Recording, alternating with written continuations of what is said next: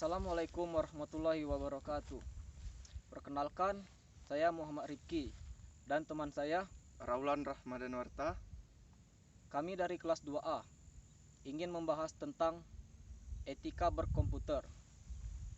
Dosen pengampu Ibu Risnaini Mas Dalipah MM Mkom. Oke, selanjutnya marilah kita dengarkan penjelasan dari Saudara Raulan Rahmadanwarta. Kepada Raulan Rahmadanwarta, saya persilakan. Assalamualaikum warahmatullahi wabarakatuh. Saya Raulan Rahmadanwarta ingin menjelaskan materi singkat tentang etika berkomputer. Berikut simak penjelasan dari saya. Etika komputer adalah seperangkat asas atau nilai yang berkenan dengan pengguna komputer.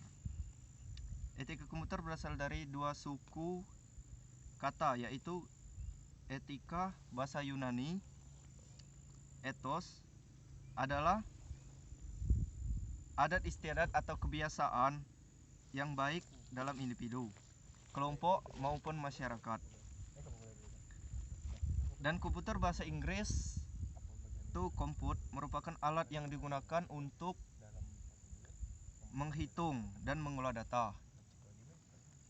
Jumlah interaksi manusia dengan komputer yang terus meningkat dari waktu ke waktu membuat etika komputer menjadi suatu peraturan dasar yang harus dipahami oleh masyarakat luas.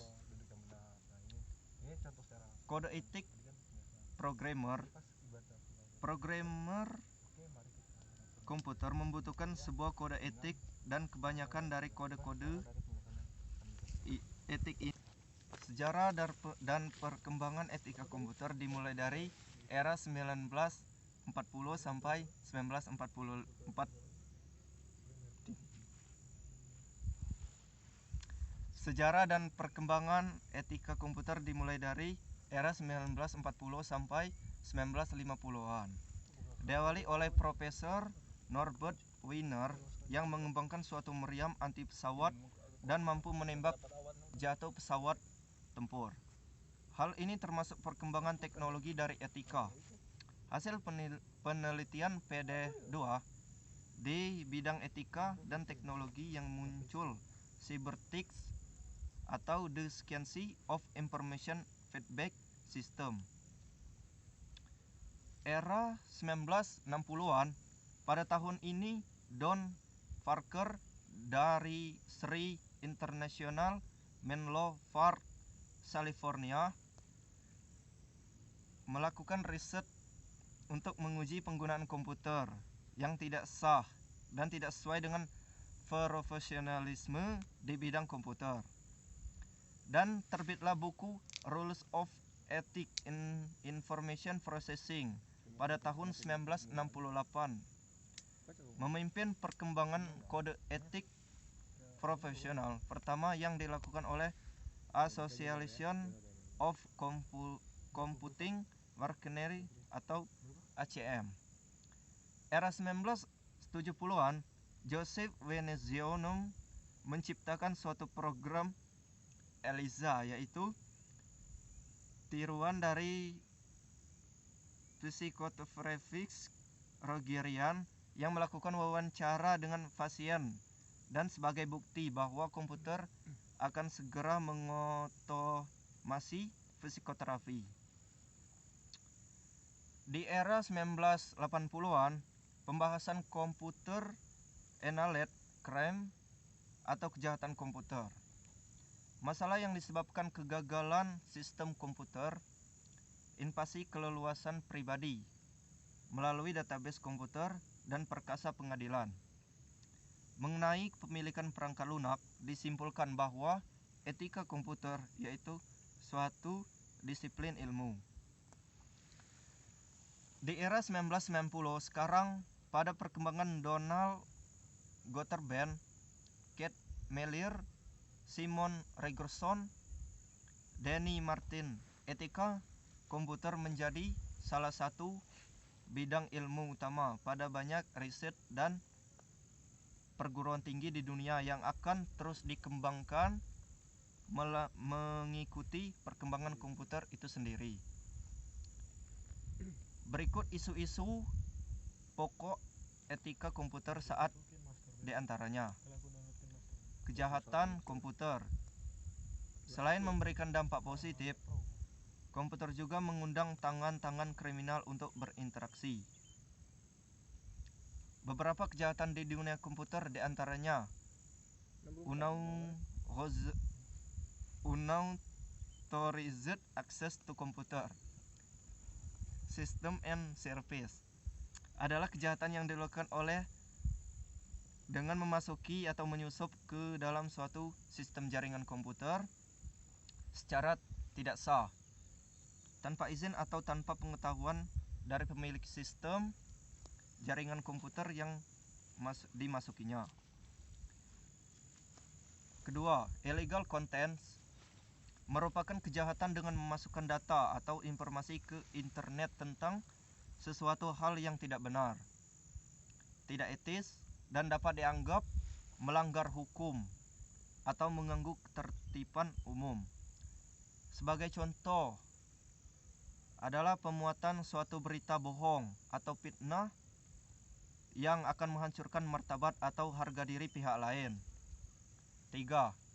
Data forgery merupakan kejahatan yang memalsukan data pada dokumen-dokumen penting yang tersimpan sebagai scriptless dokumen melalui internet.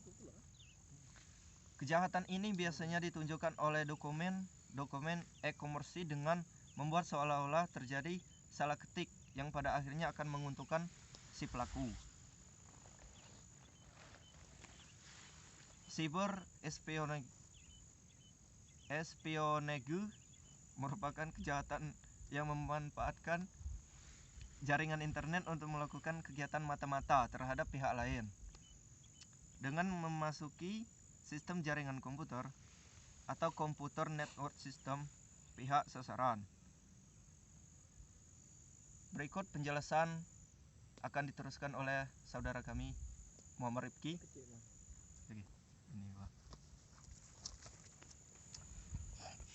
Baiklah teman-teman, saya akan melanjutkan pembahasan dari saudara Raulan.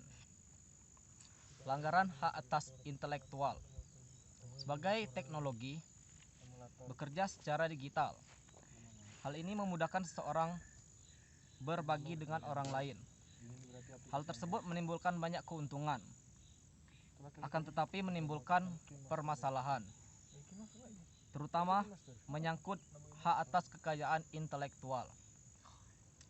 Beberapa kasus pelanggaran atas hak kekayaan intelektual tersebut diantara lain adalah pembajakan perangkat lunak, pemakaian lisensi melebihi kapasitas penggunaan yang dianjurkan, penjualan CD atau ROM ilegal, atau juga penyewaan perangkat lunak ilegal. Berdasarkan survei yang dilakukan Business Software Alliance atau BSA pada tahun 2001, menempatkan Indonesia pada peringkat ketiga dunia pelanggaran hak atas kekayaan intelektual. Selanjutnya, tanggung jawab seorang profesi. Seiring perkembangan teknologi pula, para profesional di bidang komputer sudah melakukan spesialisasi organisasi. Organisasi profesi AS seperti Association for Computing Machinery dan Institute of Electrical dan Electronic Engineers sudah menetapkan kode etik atau syarat-syarat pelaku profesi dan garis besar pekerjaan untuk membantu para profesional komputer dalam memahami dan mengatur tanggung jawab etis yang harus dipenuhinya. Di Indonesia, organisasi profesi di bidang komputer yang didirikan sejak tahun 1974 yang bernama ITKIN atau Ikatan Profesi Komputer dan Informatika juga sudah menetapkan kode etik yang disesuaikan dengan kondisi perkembangan pemakaian teknologi komputer di Indonesia.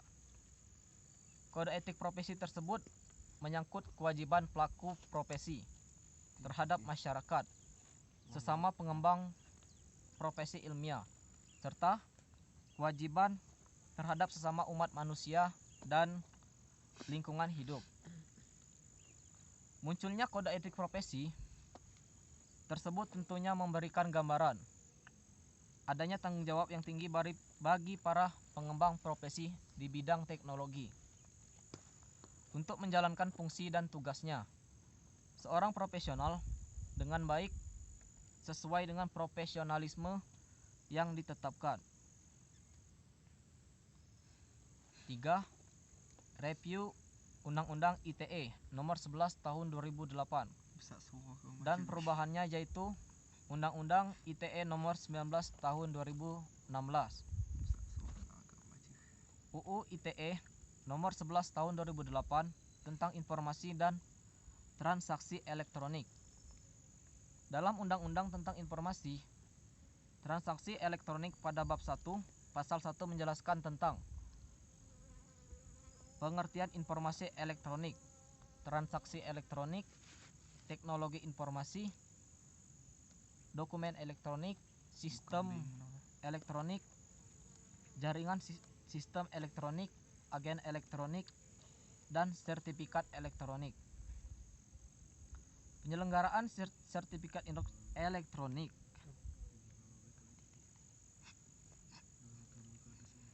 Asas dari undang-undang ini pada bab 2 pasal 3 adalah kepastian hukum, manfaat, kehati-hatian, itikat baik, dan kebebasan memilih teknologi.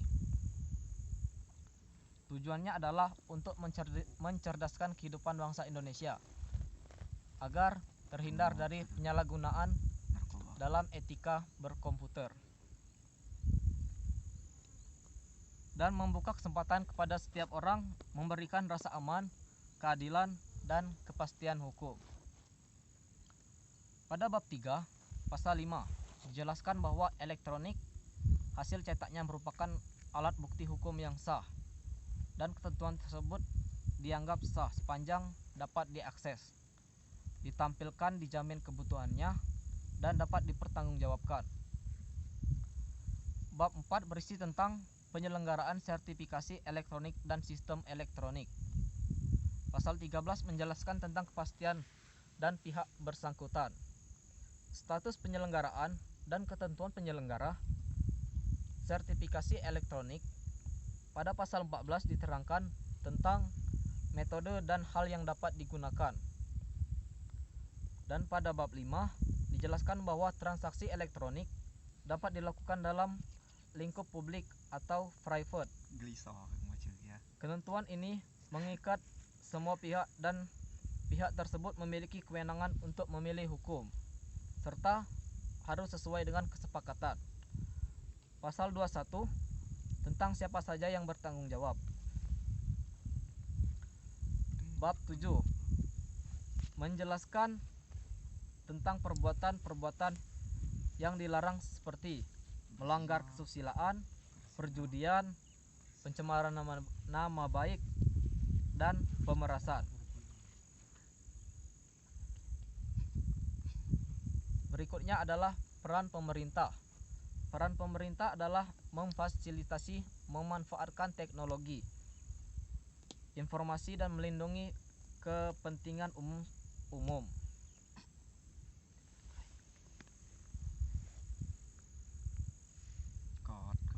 Oke teman-teman, tunggu sebentar ya. Kode etik programmer. Pemrograman komputer membutuhkan sebuah kode etik, dan kebanyakan kode etik disadur berdasarkan kode etik yang kini digunakan oleh perkumpulan programmer internasional. Kode etik tersebut meliputi 1. Seorang programmer tidak boleh membuat dan mendistribusikan malware. 2. Seorang programmer tidak boleh menulis kode yang sulit diikuti dengan sengaja. 3. Seorang programmer tidak boleh menulis dokumentasi yang dengan sengaja untuk membingungkan dan tidak akurat. 4. seorang programmer tidak boleh menggunakan ulang kode dengan hak cipta kecuali telah membeli atau mengantongi izin. Dan terakhir, tidak boleh mencari keuntungan tambahan dari proyek yang didanai oleh pihak lain tanpa izin.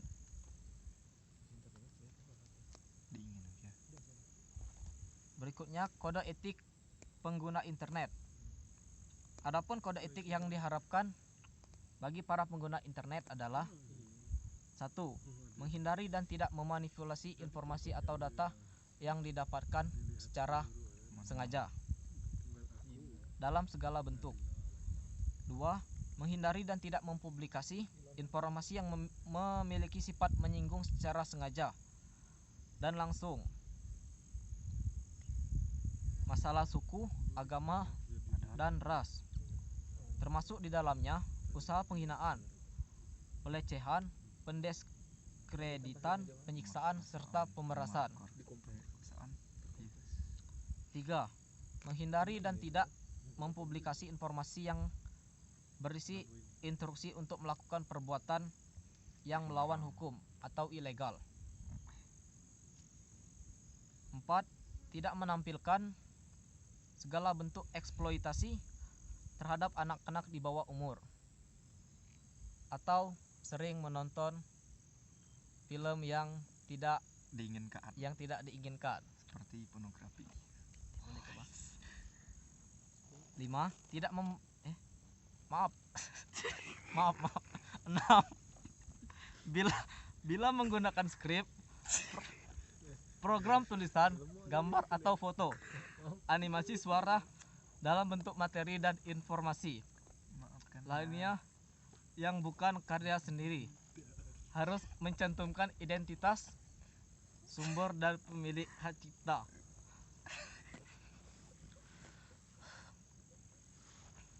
7. Tidak berusaha dan melakukan serangan teknis terhadap produk sumber daya atau resource dan peralatan yang memiliki pihak lain. Dan terakhir, untuk kasus-kasus pelanggaran yang dilakukan oleh pengelola, anggota dapat melakukan teguran secara langsung. 4. Jenis-jenis programmer. 1. Hardware engineering. 3. 4. Jenis-jenis programmer. Hardware engineering atau software engineering. Hardware engineer tugasnya adalah mengkonfigurasikan hardware komputer dan mendesain tata letak dan tata perangkat komputer untuk meningkatkan efisiensi komputer. Keuntungan yang dapat diraih oleh hardware engineer dapat menjalani profesi ini adalah memiliki kesempatan untuk bekerja dengan teknologi-teknologi terbaru. 2. Software engineering. Software engineer merupakan salah satu profesi di bidang informasi. Seorang software engineer bertugas untuk melakukan analisa, membuat rekayasa, menyusun spesifikasi, mengimplementasikan dan memvalidasi suatu rancangan sistem perangkat lunak untuk menjawab suatu permasalahan. Software developer atau operational system. Software developer merupakan seorang yang bertugas untuk membangun serta menciptakan suatu produk. Mereka melakukannya sesuai dengan prinsip-prinsip desain dan implementasi rekayasa perangkat lunak. Hal-hal termasuk kinerja, maintainability, skalabilitas, ketahanan, serta keamanan. Tak hanya itu, mereka juga mendiagnosis masalah-masalah program dan memastikan kualitas program yang mereka buat telah memenuhi syarat. Mereka juga mencobanya terlebih dahulu sebelum launching ke publik demi mengetahui apakah produk sudah efisien atau fungsional. Seorang software developer juga terlibat di dalam semua proses yang berhubungan dengan pembuatan dan rancangan sistem yang baru.